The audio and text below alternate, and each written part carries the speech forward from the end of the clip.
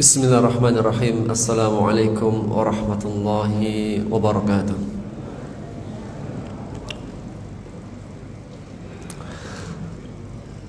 Alhamdulillahi rabbil alamin, hamdan katsiran tayyiban mubarakan fih,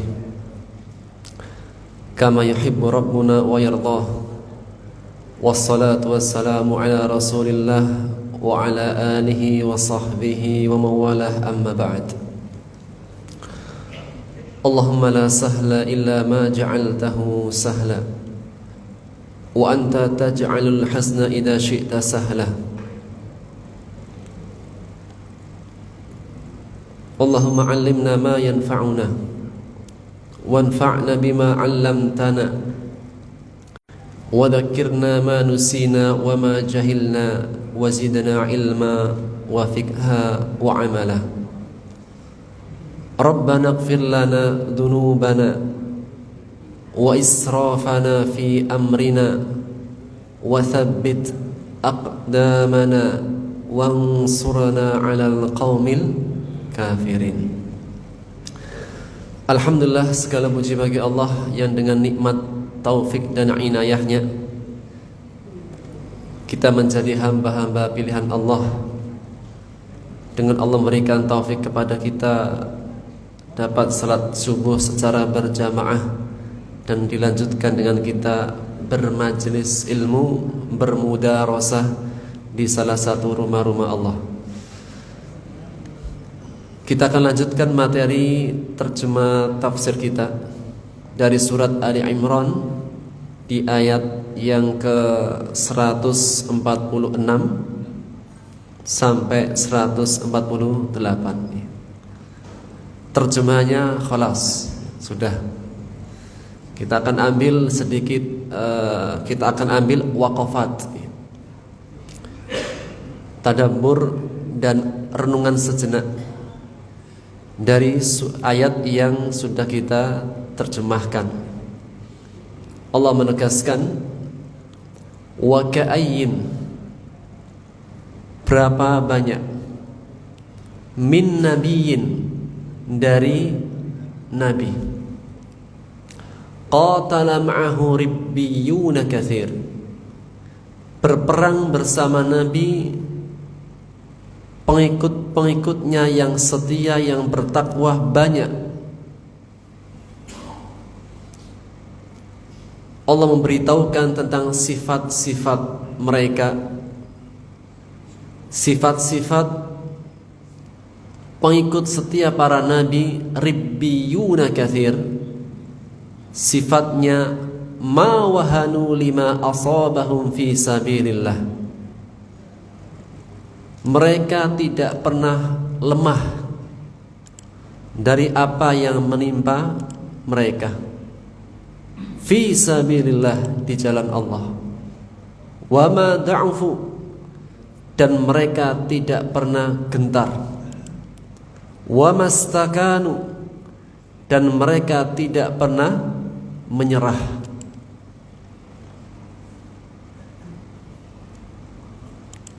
Wallahu yuhibbus sabirin, dan Allah mencintai orang-orang yang sabar. Sifat ribbiyun, tidak pernah lemah, tidak pernah gentar, tidak pernah menyerah. Dan sifat mereka dikenal dengan sabirin, sangat-sangat penyabar. Secara sifat dan sikap, Allah tunjukkan, dan setelahnya Allah sebutkan ucapan mereka. Setelah secara sifat dan sikap Allah sebutkan tentang mereka, Allah sebutkan juga tentang perihal lisannya, ucapannya.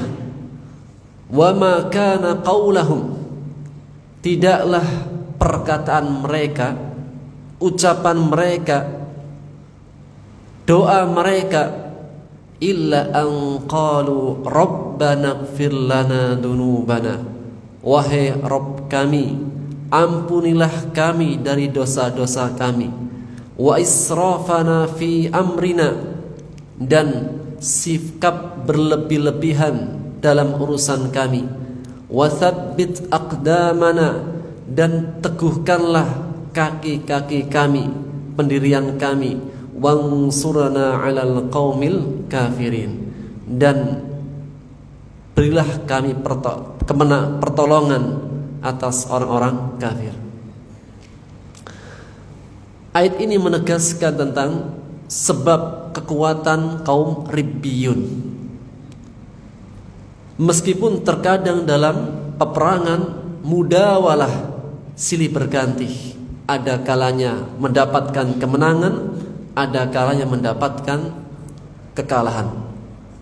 Dan seperti yang kita sebutkan, ayat-ayat yang kita bahas ini berkaitan dengan perang Uhud.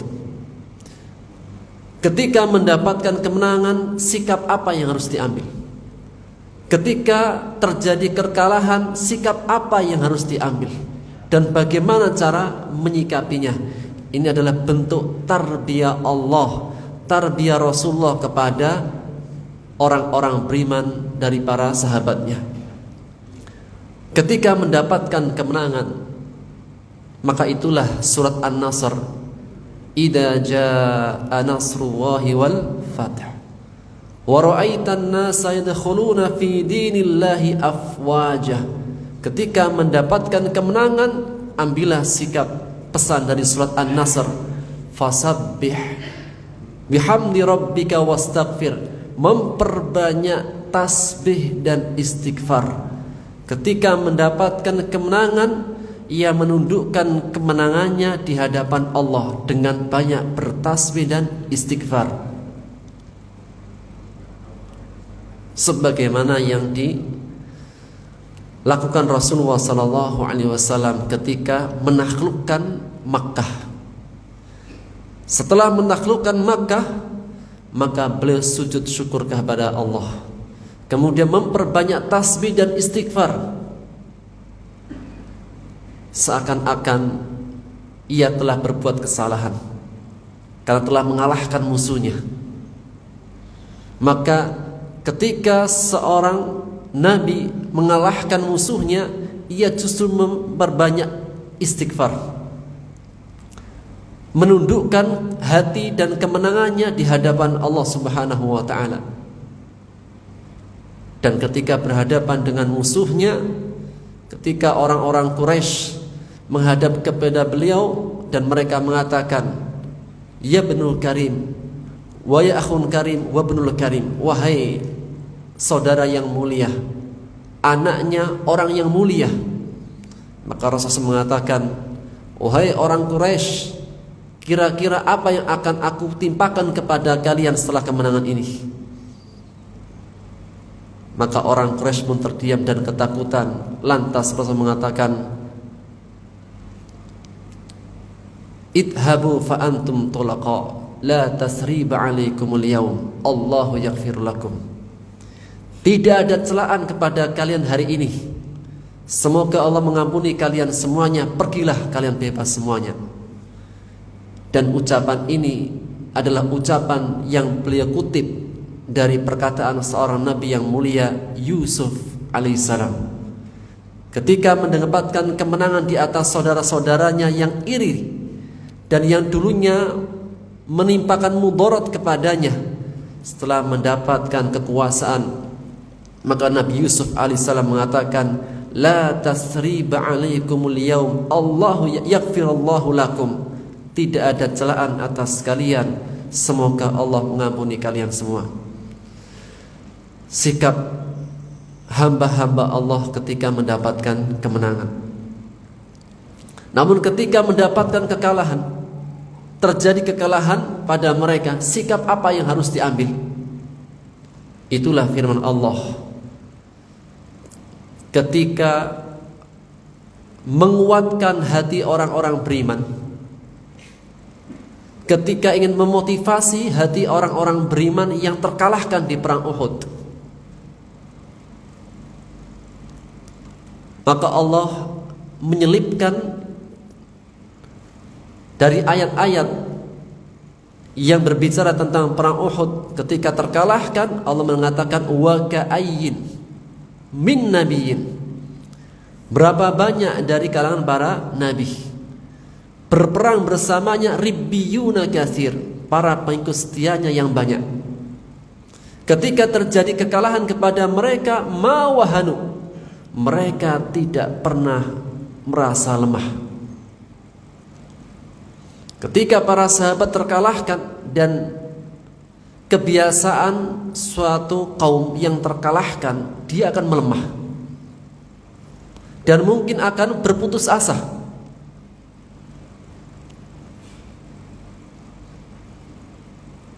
Maka turunlah ayat ini sebagai motivasi penguat. Yang pertama, kita bisa ambil faedah. Ketika terjadi kekalahan, Allah ingatkan dengan pendahulunya yang istimewa. Ketika terjadi kekalahan, Allah ingatkan dengan pendahulunya yang kesatria. Dan ini menjadi sebuah pesan di antara cara memotivasi, cara untuk menguatkan diri. Ingatkan dengan pendahulunya yang terbaik. Ingatkan dengan kesatria pendahulunya. Ketika terjadi kekalahan, Allah sebutkan kisah. Ada banyak para nabi yang ketika mereka berperang dibersamai para pengikut setianya, melahirkan sebuah motivasi, melahirkan sebuah semangat baru. Ketika terjadi kekalahan, dikuatkan dengan dikisahkan pendahulunya yang mereka adalah seorang pejuang kesatria. Dan ini diantara metode cara memotivasi. Sebagaimana ketika Allah ingin memotivasi Bani Israel yang melampaui batas, Allah sering menyebutkan, ya Bani Israel udkuru ni'mati alaikum, wahai orang Bani Israel. Maksudnya adalah orang-orang Yahudi. Allah menyebutkan mereka dengan Bani Israel, anak keturunan Israel, yaitu Nabi Ya'qub. Seakan-akan Allah yang mengatakan, wahai Yahudi, ingatlah nenek moyang kalian orang yang baik, Israel, Nabi Ya'qub alaihissalam. Nah, salah satu di antara cara memotivasi, menguatkan seseorang, ingatkan dengan para pejuang pendahulunya. Ingatlah nenek moyangmu, ingatlah pendahulumu. Mereka adalah para pejuang.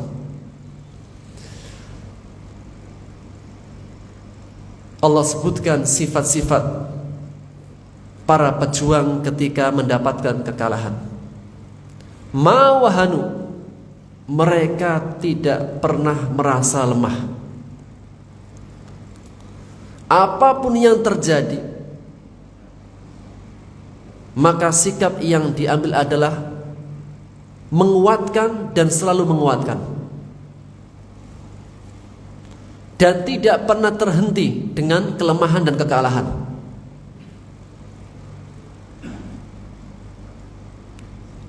Dan kita bisa ambil dari perang Uhud. Di sesi awal mendapatkan kemenangan.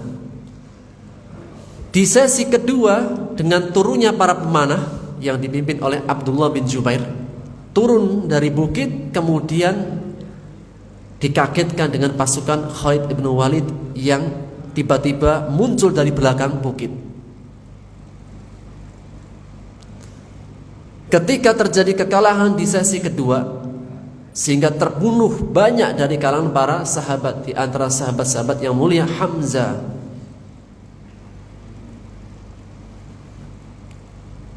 dan yang lainnya. Setelah selesai sejenak perang Uhud, sehingga masing-masing kelompok mengumpulkan mayatnya, mengumpulkan orang-orang yang terbunuh, maka pasukan Quraisy yang dipimpin oleh Abu Sufyan dan yang lainnya mulai meninggalkan Uhud, menjauh dari Uhud.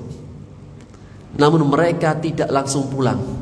Mereka berhenti di tempat Datul Hamra. Demikian juga Rasulullah SAW kembali ke kota Madinah. Dan Rasulullah SAW sesampainya di kota Madinah di waktu sore, kemudian disambut oleh para sahabat yang ada di kota Madinah. Ketika Rasulullah SAW melihat mulai ada kelemahan, mulai ada sedikit keputusasaan, maka Rasulullah SAW malamnya berpikir bagaimana cara mengembalikan semangat juang, semangat untuk bangkit ketika terjadi kekalahan. Dan Rasulullah SAW berpikir, apakah benar-benar orang Quraisy sudah kembali ke kota Makkah atau tidak? Karena mungkin saja mereka itu akan berhenti, kemudian mengumpulkan pasukan lagi untuk menyerang kota Madinah setelah mendapatkan kemenangan di sesi kedua dari perang Uhud. Mungkin saja mereka nggak langsung pulang, tapi mereka justru akan mengumpulkan pasukan yang lebih besar lagi untuk menyerang kota Madinah. Dan apa yang disangka Rasulullah SAW itu benar. Mereka tidak pulang langsung, namun mereka bermusyawarah, apakah kita akan melanjutkan peperangan atau kita pulang? Di antara pendapat yang terbanyak adalah mereka bersepakat dengan suara terbanyak untuk melanjutkan peperangan dengan menyerang kota Madinah. Dan Rasulullah SAW menyangka hal itu akan terjadi dan benar terjadi. Maka di antara sikap Rasulullah SAW ketika terjadi kekalahan, maka beliau malamnya berpikir. Kemudian Rasulullah SAW keesokan paginya selesai sholat subuh. Ada yang menyebutkan sehari setelahnya, ada yang menyebutkan besoknya. Sorenya datang, besok paginya sholat subuh. Dan yang mengimami Rasulullah SAW selesai sholat subuh, Rasulullah SAW mengatakan, kita akan keluar kembali, kita akan kejar pasukan musuh. Dan hanyalah yang boleh ikut untuk mengejar musuh adalah orang-orang yang kemarin ikut perang Uhud. Selainnya tidak boleh. Ini cara Rasulullah SAW membangkitkan semangat, membangkitkan keberanian.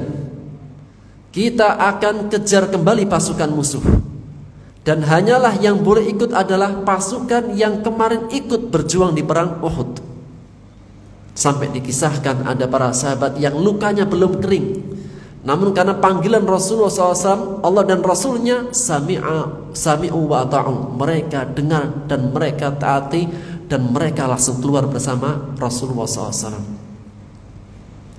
Akhirnya mereka keluar bersama rombongan, dan di tengah perjalanan terjadilah perang Saraf, yang kemudian masing-masing kelompok mengirimkan mata-mata atau mengirimkan beberapa orang untuk memunculkan rasa ketakutan di antara mereka.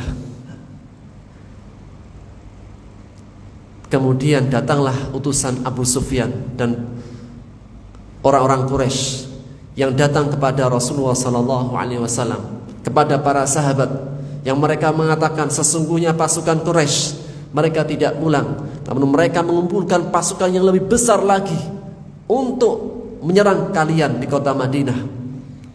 Maka apa jawaban Rasulullah SAW kepada para sahabatnya? Wahai para sahabat, dengarkan apa yang mereka katakan, dengarkan apa yang mereka sampaikan. Innan nasa qad jama'u lakum fakhshawhum. Sesungguhnya mereka telah mengumpulkan pasukannya yang lebih besar untuk menyerang kalian. Takutlah kalian. Maka justru para sahabat mengatakan, dan ini bentuk hasil tarbiyah Rasulullah SAW. Mereka mengatakan, hada ma wa'adana Allah wa rasuluh. Apa yang mereka sampaikan akan menyerang kami, justru ini yang dijanjikan Allah dan Rasulnya. Mau diserang, mau ditakut-takuti, justru menjawab, hada ma wa'adana Allah wa rasuluh.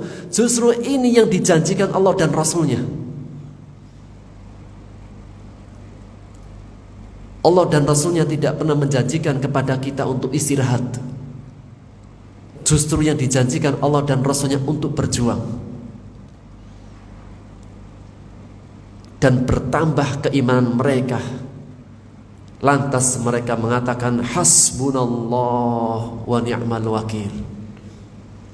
Cukuplah Allah sebaik-baik pelindung dan penolong kami. Jika Allah sebagai pelindung dan penolong, maka tidak akan ada yang bisa mengalahkan.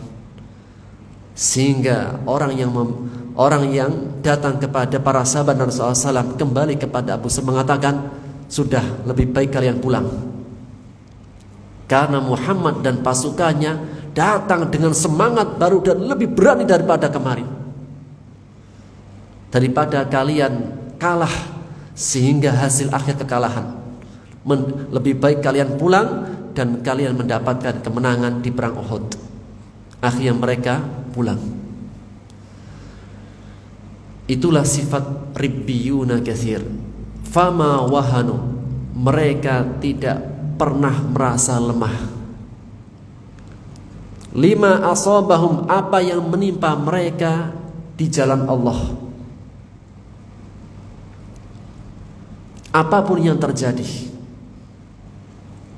mereka tidak pernah merasa lemah, dan mereka senantiasa mengingat apa yang disampaikan Rasulullah sallallahu alaihi wasallam.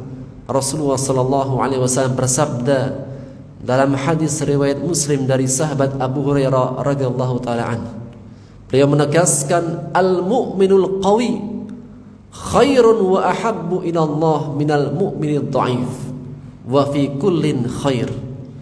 Mukmin yang kuat lebih baik dan lebih Allah cintai daripada mukmin yang lemah. Wa fi kullin khairun, dan tiap-tiap orang mukmin pasti ada kebaikannya. Selama dia ada seorang mukmin, semuanya dalam kebaikan. Namun orang mukmin yang kuat jiwa dan raganya lebih baik dan lebih Allah cintai.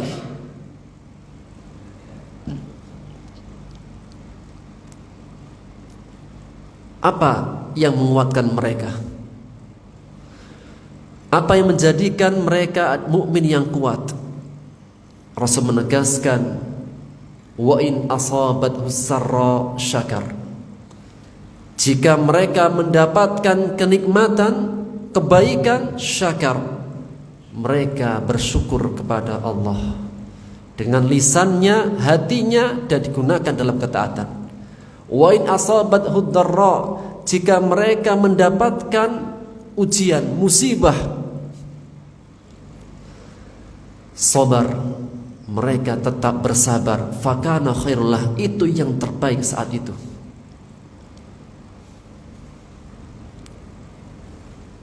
Dan Rasul mengatakan, wasta'in billah. Cara menguatkan diri, jiwa dan raga adalah ista'in billah, senantiasa memohon pertolongan kepada Allah dalam segala hal, yang mudah maupun yang sulit, yang kecil maupun yang besar. Terkadang kita itu hanya memohon pertolongan kepada Allah ketika sulit-sulit saja, atau ketika perkaranya besar. Namun orang mukmin yang tawakal dengan tawakal yang sempurna senantiasa memohon pertolongan kepada Allah, baik yang mudah maupun yang sulit, baik yang kecil maupun yang besar. Itulah kesempurnaan tawakal seorang hamba. Wa iyyaka nasta'in, hanya kepadamulah kami mohon pertolongan. La haula wala quwata illa billah, Tiada daya dan kekuatan kecuali dengan pertolongan kepada Allah. Dan juga firman Allah dalam surat Al-Baqarah sebelumnya, Allah berfirman, wasta'inu bis-sabri was-salah. Mohonlah pertolongan kepada Allah dengan wasilah apa? Sabar dan salat. Tidaklah seseorang hamba tasabbara yusabbirullah. Tidaklah seorang hamba berusaha menguatkan kesabaran. Dia sudah sabar, namun dia senantiasa menguatkan kesabarannya. Yusabbiruhullah, Allah akan kuatkan kesabarannya. Sehingga di antara perkara yang harus diminta dan dikuatkan selalu adalah kesabaran. Seorang hamba tidak boleh hanya ya sudah kita sabar saja, namun harus punya usaha menguatkan kesabaran dan selalu meminta kesabaran. Wala ta'jiz. Setelah memohon pertolongan kepada Allah dalam segala halnya, yang kecil maupun yang besar, yang mudah maupun yang sulit, pesan berikutnya, wala ta'jiz. Jangan pernah merasa lemah, jiwa maupun raga. Apapun yang terjadi, jangan pernah menampakkan kelemahan.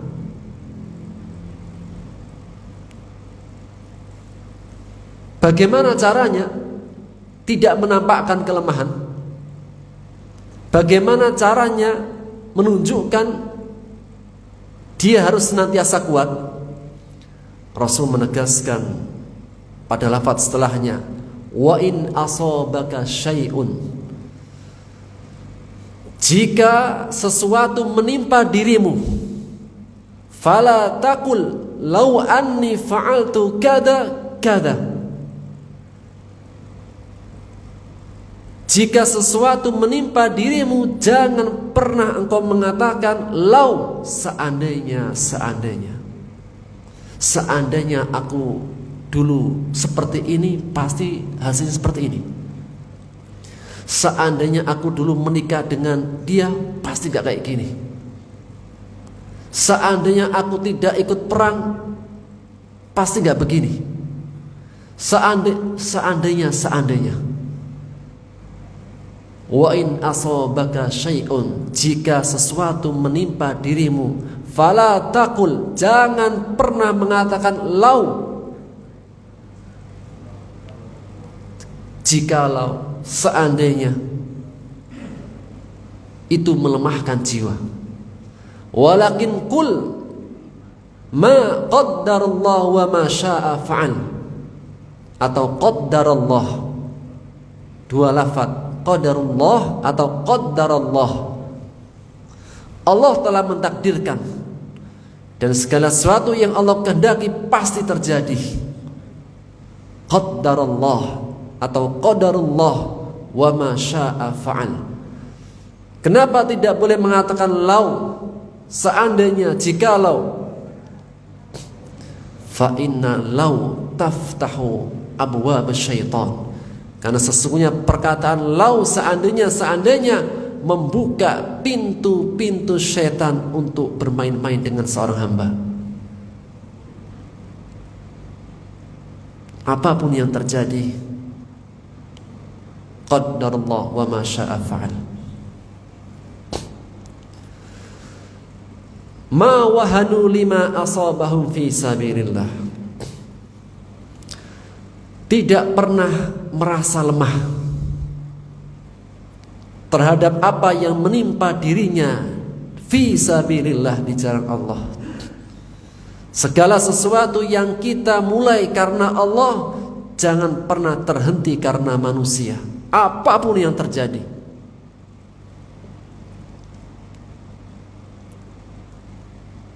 Jika mendapatkan kemenangan, kita akan hidup mulia. Jika memang ditakdirkan harus gugur, kita mendapatkan syahadah. Ish kariman au mut syahidan, hidup mulia atau mati syahid.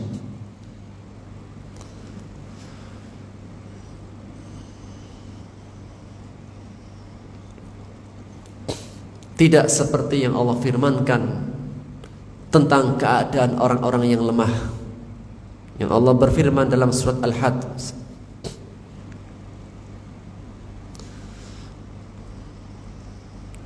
wa minan nas may ya'budullaha ala harf. Di antara manusia ada yang mereka beribadah kepada Allah hanya satu tepi.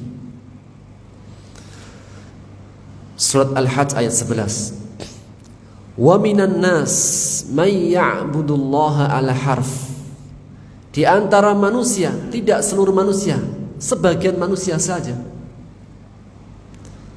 Di antara sebagian manusia, man ya'budullaha ala harf, ada di antara mereka yang beribadah kepada Allah hanya satu tepi saja, satu huruf.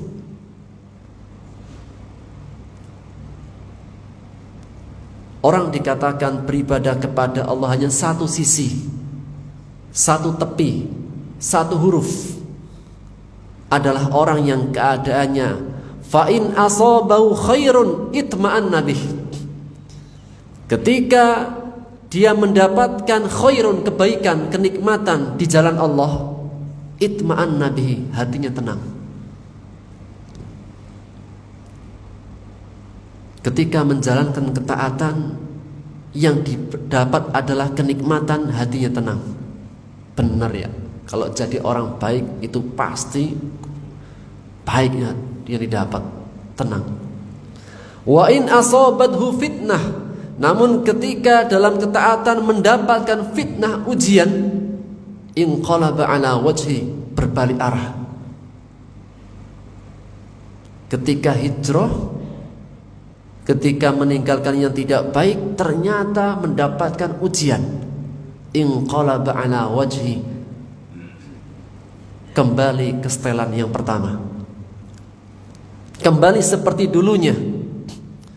Allah mengatakan khasirat dunya wal akhirah, dia merugi di dunia dan akhirat. Dzalika huwal khusranul mubin, itulah kerugian yang nyata. Jika sifat dan sikap ribbiyun, ma wahanu, tidak pernah lemah, maka sifat sikap yang tidak rabbiyun, mereka adalah orang yang lemah, hanya menyembah Allah dengan satu sisi dan satu tepi saja. Ketika dalam ketaatan mendapatkan kenikmatan, tenang. Namun ketika dalam ketaatan mendapatkan ujian, kembali kepada keadaan yang dulu. Khasirat dunya wal akhirah, rugi dunia dan akhiratnya. Dzalika huwal khusranul mubin. Wa ma da'ufu, mereka tidak pernah gentar. Wahanu, pada jiwa. Da'ufu, raganya.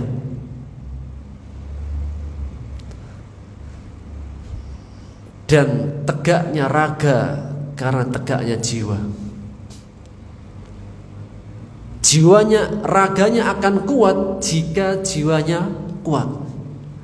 Jiwa raganya akan lemah jika jiwanya melemah.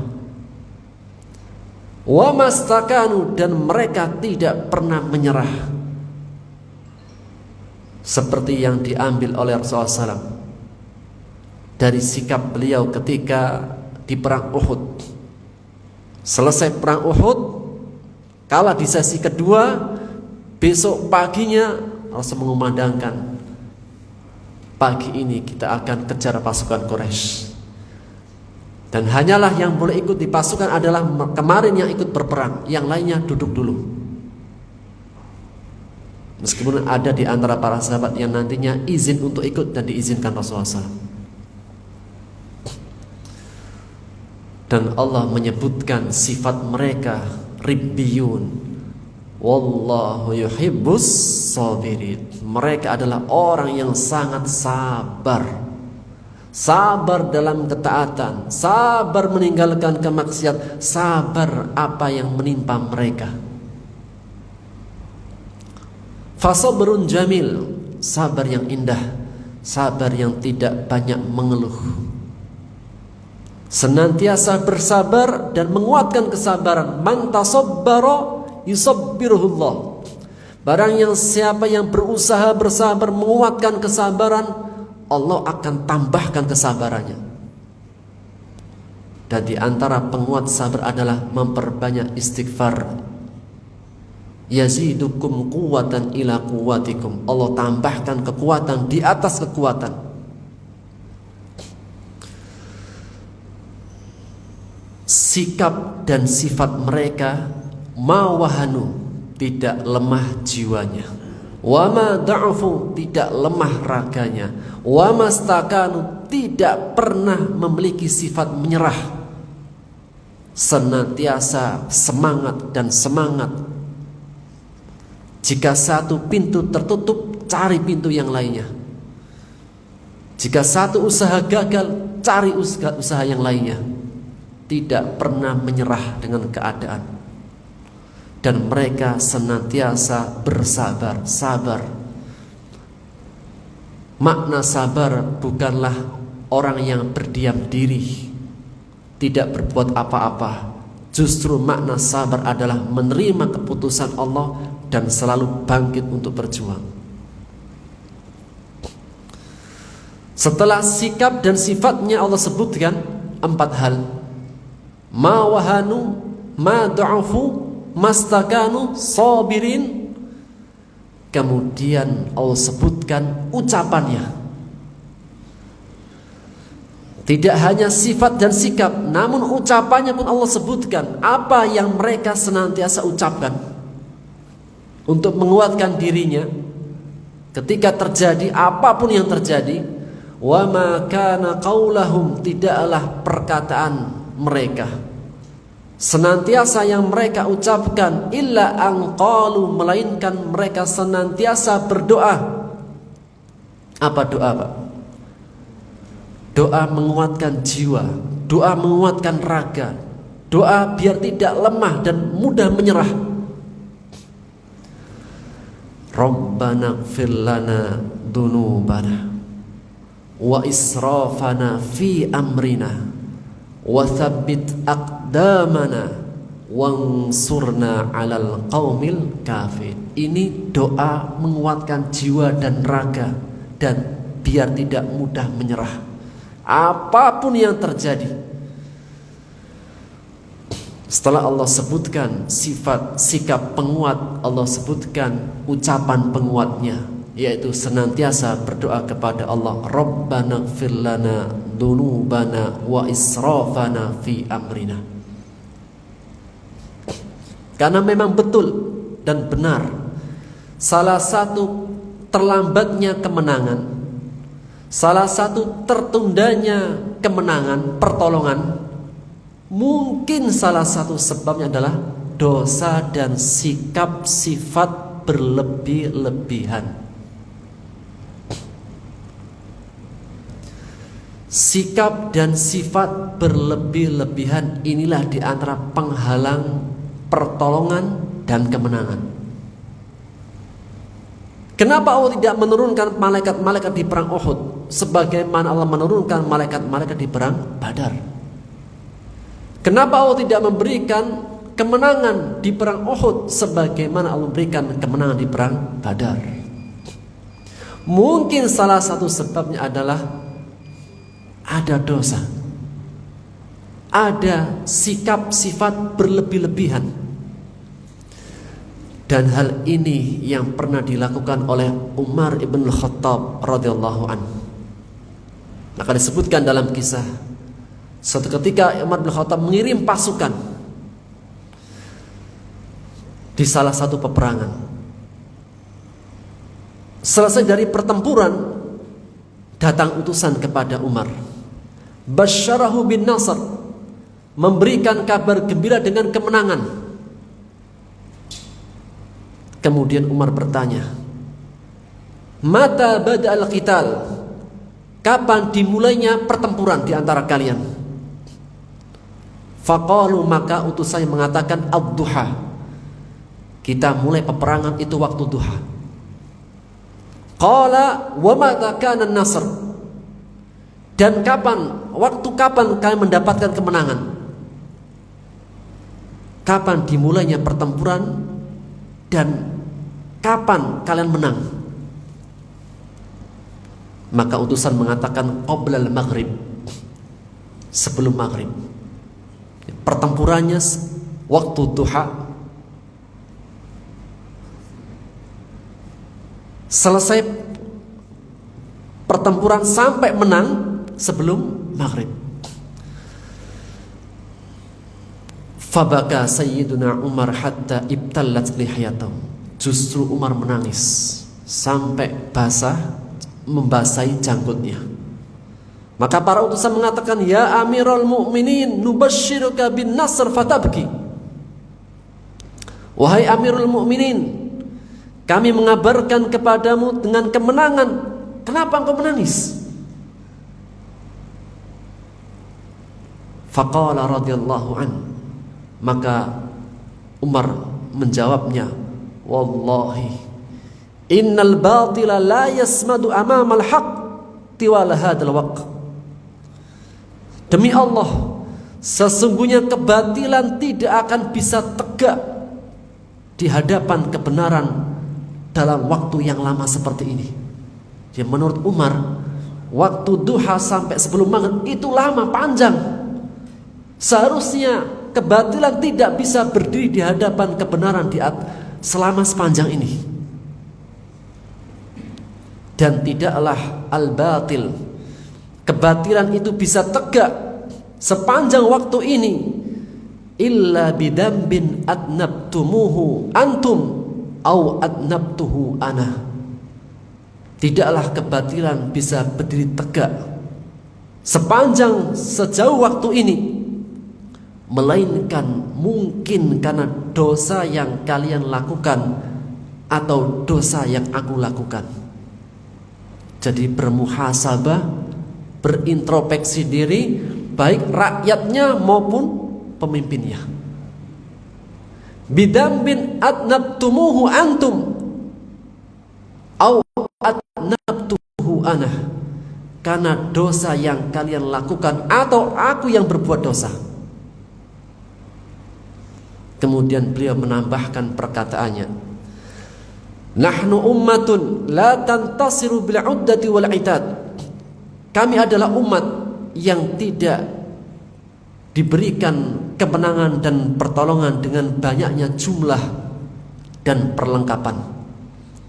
Walakin nantasir biqillati dunubina wa kasrati dunubil a'da. Namun kita adalah umat yang diberikan pertolongan dan kemenangan karena sedikitnya dosa-dosa kita dan banyaknya dosa-dosa musuh kita. Falau tasawad dunub, jika dosa-dosa kita sama, dosa kita dan dosa musuh kita itu sama sepadan, intasaru alaina, maka kemenangan akan mereka raih bil uddati wal itad, dengan jumlah dan perlengkapan mereka. Jadi kalau dosa kita sama, itu yang diberi kemenangan adalah musuh, dengan jumlah mereka dan perlengkapan mereka. Namun jika dosa kita yang sedikit, dosa mereka yang banyak, insya Allah kemenangan akan diraih.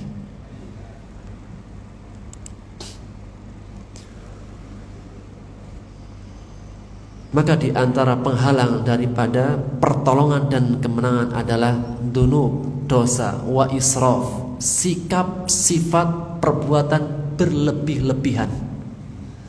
Berlebihan dalam perkara yang wajibnya dikurangi. Berlebihan dalam perkara haram, haramnya terlalu banyak.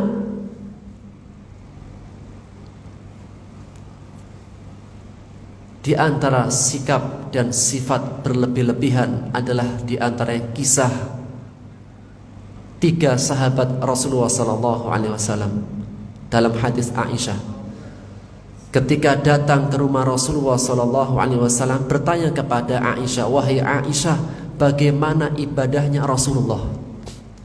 Maka diberitahukan, Rasulullah SAW kalau sholat itu bagus, sholat malam terus.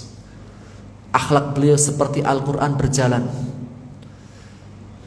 Dan disebutkan ibadah-ibadah yang lainnya. Lantas 3 orang ini mengatakan, dialah Rasulullah SAW yang dosanya sudah diampuni dan mendapatkan jaminan surga. Adapun kita, siapa kita? Maka salah satu di antara mereka mengatakan, jika demikian, mulai saat ini aku akan berpuasa terus dan tidak akan berbuka-buka. Yang satunya lagi tidak mau kalah. Mulai detik ini, saat ini aku akan sholat qiyamul lail terus, tidak akan tidur-tidur. Yang ketiga nggak mau kalah juga. Mulai detik dan saat ini aku akan habiskan umurku dalam ketaatan dan nggak mau menikah.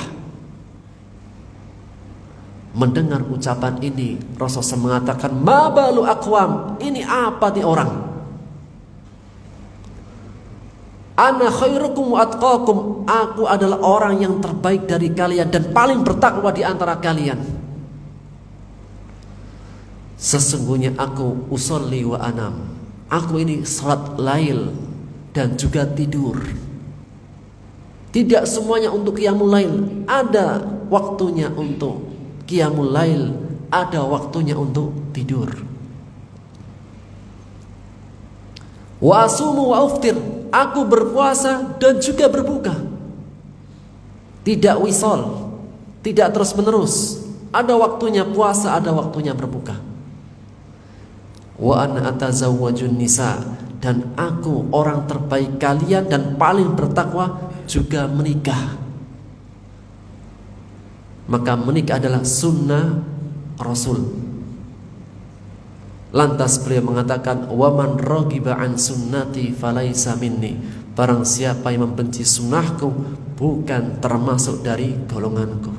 Di antara sunnah Rasulullah berpuasa dan berbuka.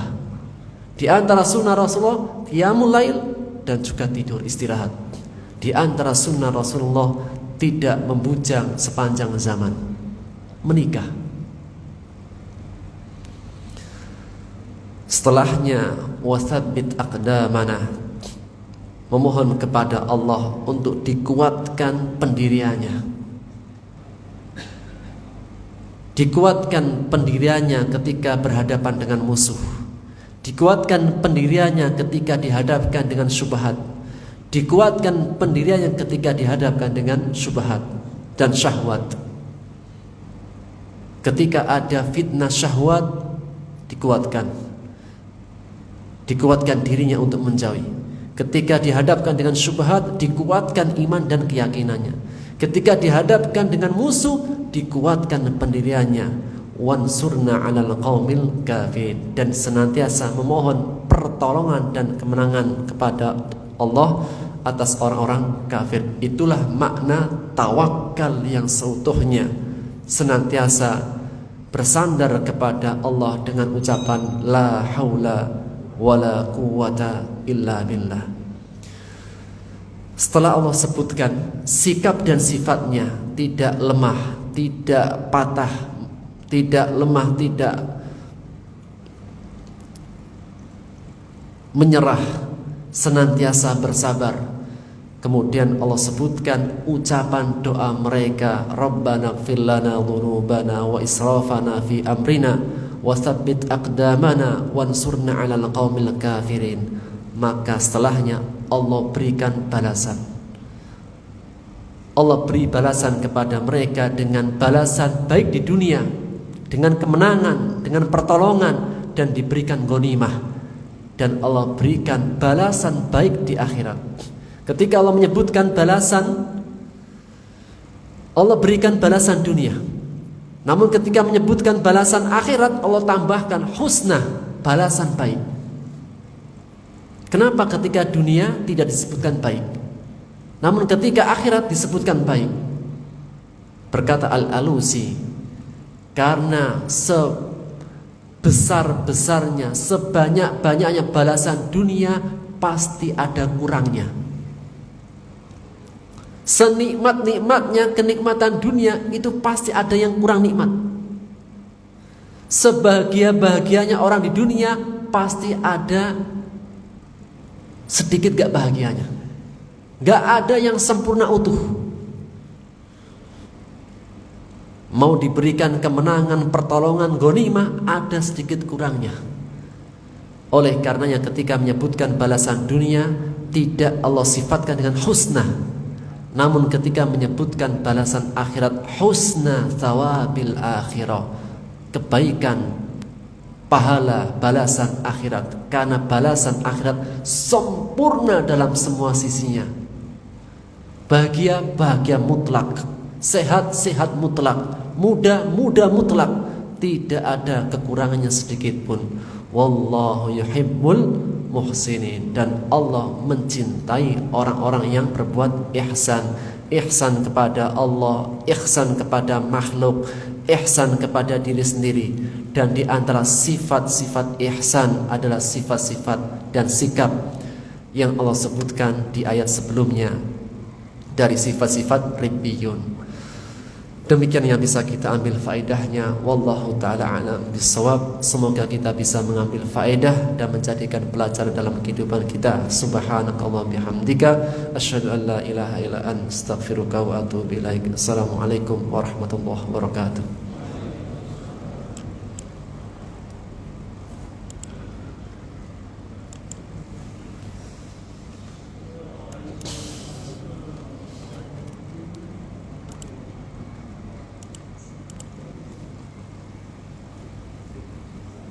Assalamualaikum. Waalaikumsalam. Ustaz Pak. Dingin Pak. Dingin berada. Tapi harus semangat.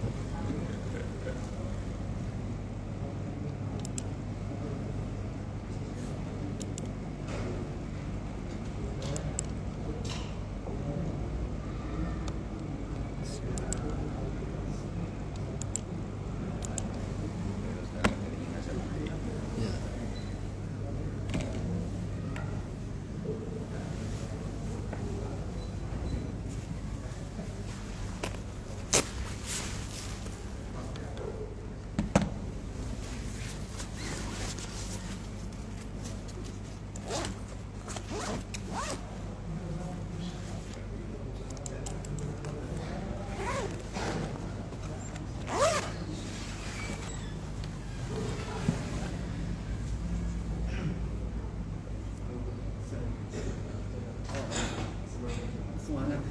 Tapi pagi ini 3 kali lupa. Ini lupa.